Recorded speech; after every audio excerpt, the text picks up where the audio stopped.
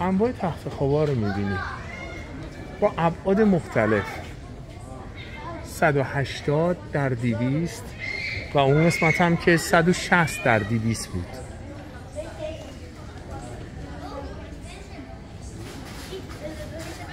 این ابعاد کمک میکنه درک خیلی درستری از فضا داشته باشیم.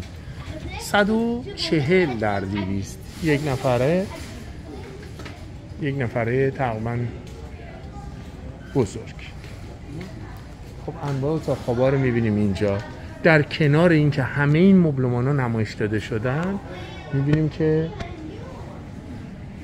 به این نحو یه اتاق خواب مستره با جای نشستن، پنجره‌ای که قاعدتاً عمود بر در واقع تخت باید دیده بشه، کلوزتی که میز آرایشی و پاف برای نشستن و اینا براش کاملا در نظر گرفته شده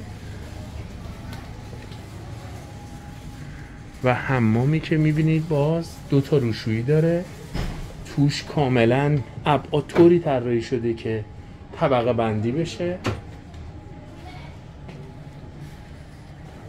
وام و سرویس بهداشتی به این نحو. این ارتباط خیلی مهمه، ارتباطی که تخت خواب از پهلو معمولا به قسمت در واقع سرویس بهداشتی و دوش خودش داره و ارتباطی که معمولا از یک طرف دیگه حتما به قسمت کلوزت خواهد داشت.